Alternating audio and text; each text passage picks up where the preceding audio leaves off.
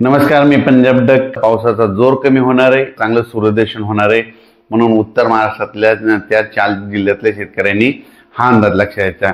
म्हणजे त्याच्यानंतर 9 ला आणखीन सूर्यदर्शन वाढत जाईल, 10 ला जास्त राहील, 11, 12, 13 तारखेपर्यंत नंदुरबार जिल्हा, धुळे जिल्हा, नाशिक जिल्हा, जळगाव जिल्हा, इगतपुरी, मुंबई तिकडला हवामान कोरडं होणार आहे म्हणून हा अंदाज उत्तर महाराष्ट्रातल्या शेतकऱ्यांनी लक्षात घ्यायचा. पण तिकडं सूर्यदर्शन असताना तरी पण महाराष्ट्रात काही ठिकाणी पाऊस राहणार आहे. तर मग ते कुठं पडणार आहे म्हणून हे अंदाज सांगतो. म्हणजे 8-9 तारखेला जरी राज्यात ठिकठिकाणी सूर्यदर्शन असलं तर राज्यात परत एकदा पाऊस कुठं तरी चालू राहणार आहे. मग ते नेमकं कुठं राहणार आहे तर राज्यातल्या शेतकऱ्याला सांगू इच्छितो की 11 सप्टेंबर पासून 11 सप्टेंबर 12-13च्या दरम्यान राज्यामध्ये सांगायचं झालं तर नांदेड जिल्हा झालं, यवतमाळ जिल्हा झालं, हिंगोली जिल्हा झालं, परभणी जिल्हा झालं, लातूर जिल्हा झालं, धाराशिव जिल्हा झालं, सोलापूर जिल्हा झालं. या पट्ट्यामध्ये काय होणार आहे 11, 12, 13च्या दरम्यान पाऊस राहणार आहे. त्याच्यामध्ये बीड जिल्हा देखील असणार आहे म्हणून हे लक्षात घ्यायचं. म्हणजे एका भागाकडे ऊन राहील पण इकडल्या भागामध्ये परत पूर्वेमध्ये दक्षिणेच्या भागामध्ये राज्यामध्ये पाऊस सुरू होणार आहे म्हणून हा अंदाज लक्षात घ्यायचा. मग त्याच्यानंतर राज्यात मग सर्वत्र पाऊस कधी येणार आहे. मग राज्यातले सर्व शेतकऱ्याला सांगू इच्छितो की राज्यात सर्वत्र पाऊस कधी पडणार आहे. मग आपण आधी सांगितलं होतं की शेतकऱ्यांनो तुम्ही 13 तारखेच्या आत म्हणजे 13 सप्टेंबरच्या आत तुम्ही शेतीचे कामे करून घ्या. कारण की 14 तारखेपासून राज्यात 14 तारखेपासून ते 20 तारखेपर्यंत राज्यात दररोज वेगवेगळ्या भागात जोराचा पाऊस पडणार आहे. काही ठिकाणी मुसळधार पडणार आहे, कुठं अतिमुसळधार पडणार आहे, कुठं वाहने पडणार आहे, कुठं रिमझिम पडणार आहे. मग हा पाऊस कुठं जास्त पडणार आहे म्हणून ते सांगतो. 14 तारखेच्या नंतर म्हणजे 14 सप्टेंबर पासून ते 20 सप्टेंबरच्या दरम्यान राज्यामध्ये पूर्व विदर्भ, पश्चिम विदर्भ, दक्षिण महाराष्ट्र, उत्तर महाराष्ट्र, कोकणपट्टी, खानदेश, मराठवाडा सगळीकडे पाऊस मध्ये पडत जाणार आहे म्हणून हे अंदाज लक्षात घ्यायचा. सांगायचं झालं तर हे सप्टेंबर महिना संपूर्ण पावसाचाच राहणार आहे म्हणून शेतकऱ्यांनी हा अंदाज लक्षात घ्यायचा. मग सांगायचं झालं 14 पासून पावसाचा जोर कुठं जास्त राहणार आहे. 14 पासून जास्त पावसाचा जोर राहणार आहे. नांदेड जिल्ह्याला जास्त पाऊस पडणार आहे, यवतमाळ जिल्ह्याला एक जास्त पडणार आहे, परभणी जिल्ह्याला एक जास्त पडणार आहे, बीड जिल्ह्याला जास्त पडणार आहे, लातूर जिल्ह्याला जास्त पडणार आहे, त्याच्यानंतर धाराशिव जिल्ह्याला जास्त पडणार आहे, सोलापूर जिल्ह्याला अति जास्त पडणार आहे, त्याच्यानंतर सांगली जिल्ह्याला जास्त पडणार आहे, पुणे जिल्ह्यात देखील पाऊस पडणार आहे, कोकणात देखील पाऊस पडणार आहे, कोकण पट्टीकडे देखील पाऊस पडणार आहे जास्त, अहिल्यानगरकडे देखील पाऊस पडणार आहे, बीड जिल्ह्यात देखील पाऊस पडणार आहे, जालना देखील पडणार आहे म्हणून हा अंदाज सर्व शेतकऱ्यांनी लक्षात घ्यायचा. म्हणजे सांगायचं झालं तर अकोला, वर्धा, नागपूर, भंडारा, गोंदिया, चंद्रपूर ह्या भागात देखील पाऊस पडणार आहे. पण जास्त पाऊस मात्र दक्षिण पट्ट्यात जास्त राहणार आहे. म्हणजे दक्षिण म्हणजे सोलापूर जिल्हा, लातूर जिल्हा, बीड जिल्हा, अहिल्यानगर, पुणे, सांगली, सातारा आणि कोकणपट्टीच्या दरम्यान जरा जास्त पाऊस राहणार आहे म्हणून हा अंदाज त्या कोकणातल्या जनतेनं, त्याच्यानंतर कोल्हापूर, सांगली, सातारा, पुण्याच्या जनतेने देखील 14 ते 20चा अंदाज हे लक्षात घ्यायचा. त्याच्यानंतर राज्यात म्हणजे 11 तारखे म्हणजे काय होणार आहे उद्या 8 तारखेपासून राज्यात ठिकठिकाणी म्हणजे सगळीकडे सूर्यदर्शन होणार आहे.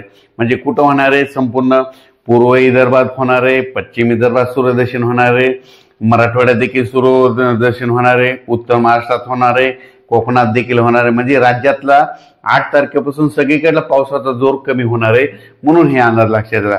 पण काय असतं की पावसाचा जोर जरी कमी झाला तर स्थानिक वातावरण तयार होऊन पाऊस होऊ शकतो म्हणून हा अंदाज लक्षात घ्यायचा. त्याच्यानंतर आपल्या महाराष्ट्राच्या लगत म्हणजे गुजरात आहे तर तुम्हाला सांगतो इच्छितो की गुजरातमध्ये देखील काय होणार आहे 8, 9, 10च्या दरम्यान अतिवृष्टी होणार आहे. जसा पंजाबकडे पाऊस पडला ना तसंच गुजरातला देखील आता हे उद्याचा पाऊस पडणार आहे म्हणून गुजरातच्या जनतेने देखील हे अंदाज लक्षात घ्यायचा. त्याच्यानंतर महाराष्ट्राच्या लगत तेलंगणा आहे, त्याच्यानंतर कर्नाटक आहे, आंध्र प्रदेश आहे.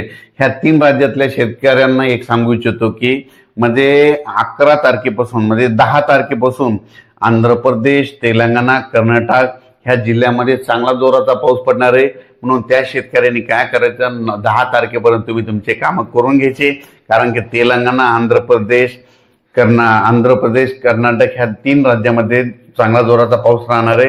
ह्या 3 राज्यामध्ये जास्त पाऊस पडत असल्यामुळे 10 तारखेला त्याच्यानंतर त्याच्यामुळे काय होणार आहे, महाराष्ट्राच्या लगत म्हणजे 11 तारखेला नांदेड जिल्हा, त्याच्यानंतर अहमदपूर, उदगीर, धाराशिव, लातूर, नळदुर्ग, सोलापूर, सांगोला, सांगली, जत ह्या पट्ट्यामध्ये काय होणार आहे, 11, 12, 13च्या दरम्यान चांगला जोराचा पाऊस पडणार आहे म्हणून हे अंदाज लक्षात आहे। आणि आणखीन सगळ्यात महत्वाचं अहिल्यानगर म्हणजे काय झालं की अहिल्यानगर असं आहे की तिथं अवर्षणग्रस्त भाग आहे।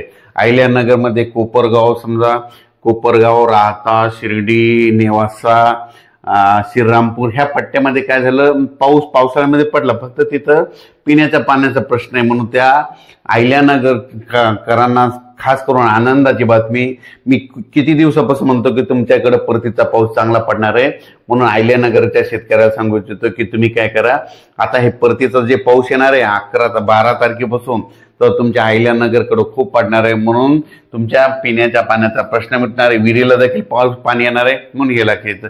त्याच्यानंतर परत एक सांगू इच्छितो की काय झालं की अहिल्यानगर जिल्ह्यामध्ये टाकळी ढोकेश्वर झालं, बेलपिंपळगाव झालं, त्याच्यानंतर उमापूर, बालम टाकळी ह्या परिसरात काय झालं, बऱ्याच ठिकाणी शिर्डी भागामध्ये, कोपरगाव भागामध्ये बऱ्याच ठिकाणी आणखीन असे काही गाव आहेत म्हणजे एक गावाचा पट्टा सुटलेला की तिथं पिण्याचा पाण्याचा प्रश्न खूप हे झालाय, म्हणजे नदीला पूर नाही आलेला, कसलाच नाही। तर त्यांच्यासाठी एक आनंदाची बातमी सांगू इच्छितो की अहिल्यानगरमध्ये 12 तारखेपासून 12 सप्टेंबर, 12, 13, 14 ते 20 तारखेपर्यंत अहिल्यानगरमध्ये हे जे वंचित पट्टा राहिलेला ना त्या संपूर्ण गावाला पाऊस पडणार आहे म्हणून हे अंदाज लक्षात घ्यायचा। त्याच्यानंतर जालना जिल्ह्यातले मध्ये एक रोयलागड, एक परिसरात आंबड आणि घनसावंगीच्या दरम्यान एक रोयलागड म्हणून एक भाग आहे, तिथले 2-4 गावं सुटले, त्या रोयलागड भागात देखील ह्या पट्ट्यात पाऊस पडणार आहे म्हणून हे अंदाज लक्षात घ्यायचा। उत्तर महाराष्ट्राकडे उद्या 8 तारखेपासून तर 13 तारखेपर्यंत सूर्यदर्शन येणार आहे म्हणून उत्तर महाराष्ट्राच्या शेतकऱ्यांनी अंदाज लक्षात घ्यायचा। मराठवाड्यामध्ये 10 तारखेपर्यंत सूर्यदर्शन भेटणार आहे म्हणून हा अंदाज लक्षात घ्यायचा। पूर्व आणि पश्चिमी विदर्भामध्ये 11 तारखेपर्यंत सूर्यदर्शन भेटणार आहे म्हणून हा अंदाज लक्षात घ्यायचा। मात्र दक्षिण महाराष्ट्रामध्ये मात्र 10 तारखेपर्यंत सूर्यदर्शन घडणार आहे। 11 पासून इकडल्या भागात पाऊस सुरू होणार आहे। पुन्हा त्याच्यानंतर पूर्व विदर्भात देखील यवतमाळ झालं, चंद्रपूर, वर्धा, नागपूर, भंडारा, गोंदिया, यवतमाळ, अमरावती, अकोला इथपर्यंत मात्र 11 तारखेला तिथं पाऊस सुरू होणार आहे म्हणून हा अंदाज लक्षात द्यायचा। अचानक वातावरण बदल झाला तर उद्या एक लगेच मेसेज दिला जाईल। धन्यवाद।